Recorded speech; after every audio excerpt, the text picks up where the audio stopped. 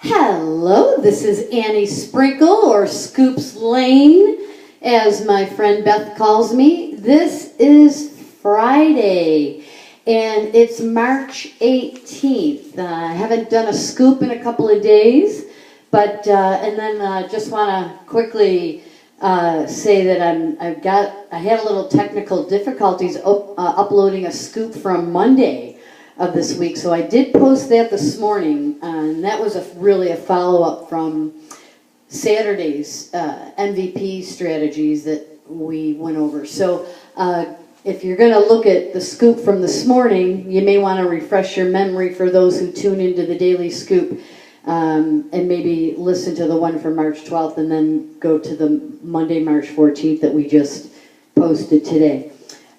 So the last scoop that we did on March 15th, it was really centered around survivors of child sexual assault and their stories about how that carried with them through adulthood, and what the impact of that had on their lives.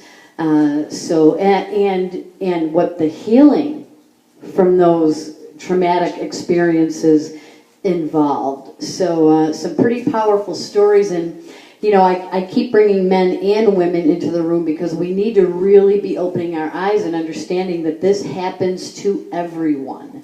It just isn't as visible, and it just isn't talked about enough. So, and on the last scoop, we talked about some male survivors of childhood sexual assault, and today I'm going to share, because this crossed my desk within the last couple days, and I did sign this petition, and it is specific to a survivor, a female survivor of rape. And I often get these in my email because I do this work, but this is actually a petition from a survivor, and I'm going to read her story. It's LILI Bernard.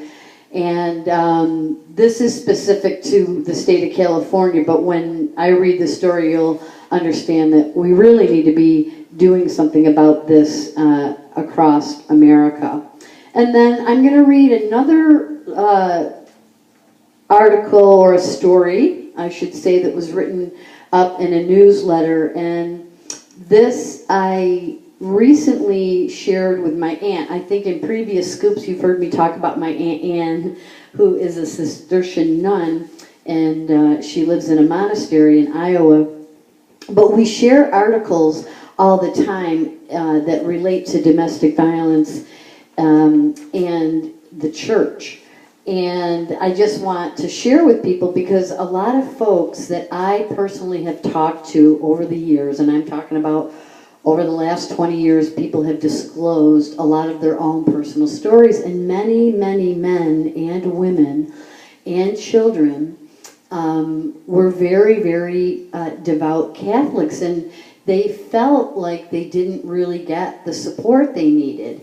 And I know that's changing, and this isn't in any way, shape, or form any kind of a judgment against any institution, because this is all about how individuals respond when people disclose. So it's not, again, all churches, all religions, all priests. It's just that, like in any other place, whether it's in our homes or our schools or our sports arenas or our workplaces or our college campuses, abusers and perpetrators of these crimes are everywhere. So I just want to be clear that, I'm not ever really picking on institutions or organizations per se. It always comes down to the individual survivor and the person who's victimizing them. So I like to share perspectives from different areas. So anyways, the first one I'm going to go ahead and read then is, like I said, it's the story of LILI Bernard. In the early 1990s, Bill Cosby served as my mentor while helping me prepare for a guest starring role on The Cosby Show. I was so excited to work with such a legend, but after Cosby gained my trust, he drugged me and raped me. I wanted him to be held accountable for what he did, but when I told him that I would report him to the police, he threatened me saying, "As far as I'm concerned, Bernard, you're dead. Do you hear me? You're dead, Bernard. You don't exist." Terrified, I feared for my life and did not press charges. Last year, inspired by all the Cosby survivors who had come forward, I filed a police report in New Jersey where an assault occurred, only to find Cosby could not be considered for prosecution due to the statute of limitations. Despite the evidence I have and witnesses willing to testify on my behalf, now I am working with other Cosby survivors to end the statute of limitations for rape and sexual assault prosecution in my home state of California, but we need your help. Statutes of limitations have allowed my rapist and countless others to walk free. Demand that the California state legislation abolish the statute of limitation for rape and sexual assault prosecution. Sexual assault survivors often delay reporting their assailants for many years. I feared that reporting Cosby could cost me my career and my life. I know other Cosby survivors who haven't reported because of fear of retaliation, inevitable victim blaming, and the stigma associated with sexual assault. It takes time to come to terms with trauma, and no victim should be punished for processing what has happened to them. We are so close to ending the statute of limitations for rape and sexual assault in California. There is already a bill on the table to do so. Already 18 other states have put survivors first and do not have a statute of limitation for rape prosecution. And I'm not sure, but this is make me go check on New York State. I just don't know what it is. Sign my petition asking the state of California to strike down its time limit for rape and sexual assault prosecution. With every day that maintains its statute of limitations for rape and sexual assault, another victim could be prohibited from seeking justice. Join me now and make sure that no rapist walks free because of an unjust law. Thank you. LILI Bernard. So there's one survivor story, a female survivor story, just kind of picking up where we left off with some male victims of childhood or just even up to adulthood sexual assault. So there's some stories for us to be thinking about and resonating about. And on your screen, you're going to notice I added a few more phone numbers. As always, we have, the Willow Center number, which is a local domestic violence shelter, and among other things, transitional counseling, and many other programs, 222-SAFE or 222-7233. Restore is formerly Rape Crisis. So anyone who has any questions about that or maybe wants to refer this number to a friend, 546-2777. And Bavona Child Advocacy Center, 461-5690. And then there's a men's program that is available. And these guys I know very, very well, worked with them for many years, and actually have participated in groups where male perpetrators are learning about the power and control wheel and the equality wheel, and taking responsibility through a 26-week program about how can I change my behaviors so I can heal some of the trauma I've had in my own life that makes me behave this way. So the men's program is right here, offered through the Delphi Drug and Alcohol Council's domestic violence prevention programming. And that number is 467-2230, and you can just call the main number, or you can get my buddy Jack on extension 30. Okay, so those are some numbers for you to have handy and available to you. And all of these agencies and more, like I think I mentioned in a previous Post, the Domestic Violence Consortium, is made up of 50-some agencies that address, all of these types of crimes.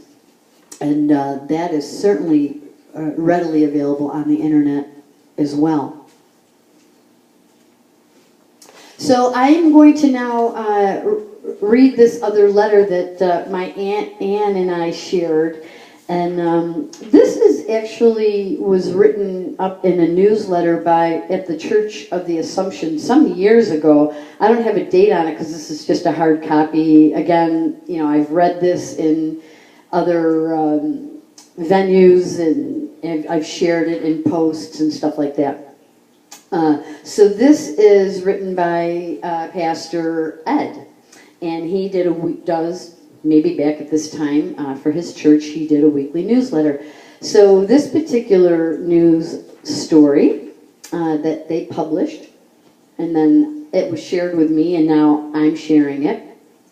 It goes along, said Ed, on the abuse of women. A few months ago, someone came up to me after Mass and asked why we don't preach about sin anymore.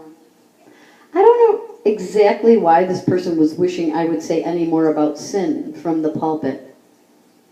It may well have been a request for a diatribe about some easy to identify moral evil. The fact of the matter is we do talk about sin often. Sin is our failure to receive God's heavenly love as it is freely given to us. It is our human propensity to act in selfish ways. This conversation gave me the occasion to reflect on the power of sin in our lives. One topic that we don't hear about is domestic violence. Domestic violence is a mortal sin, and particularly grievous is the abuse of women so common in our society. A column in the Prairie Messenger, a Catholic newspaper published in the Benedictine Abbey of St. Peter in Worcester, Canada, inspires my words today. It was written by priest sociologist Andrew Greeley. The column spoke about the almost universal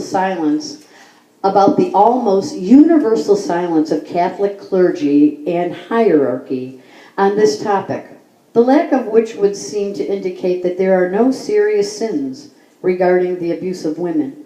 To be fair, in years past, our diocese has urged preachers to use material supplied by our Diocesan Women's Commission and other anti-domestic violence organizations. But we don't hear enough about condemnation or denunciation of such abuse as serious sin. Can we conclude there is no such abuse in our world today? I think not. Several times I have spoken in this column about the evil of domestic violence, and I have cited statistics that indicate the high prevalence of violence against women in our culture. But let me be explicit this week. Rape is always a grievous mortal sin, even spousal rape, especially spousal rape. Date rape is a mortal sin. Physical abuse of a spouse is a mortal sin. So is habitual verbal abuse. Incestuous abuse of daughters, sisters, and nieces is a mortal sin. Sexual harassment in the workplace or anywhere else is a serious sin. Vile sexual locker room conversation that demeans women is also a serious sin. Job discrimination against women is a mortal sin. Treatment of women like they are sex objects is a mortal sin. Sexual exploitation of women is a mortal sin. So too is the practice of the rich and famous replacing a loyal and faithful wife with a new, younger, and more attractive wife. Is there a priest, a bishop, cardinal, or pope anywhere in the world who would argue publicly that any of these behaviors is not a mortal sin? I don't think so. Those sins are legion in our so-called civilized Western world. Many delight in sweeping denunciations of sins against the flesh and sins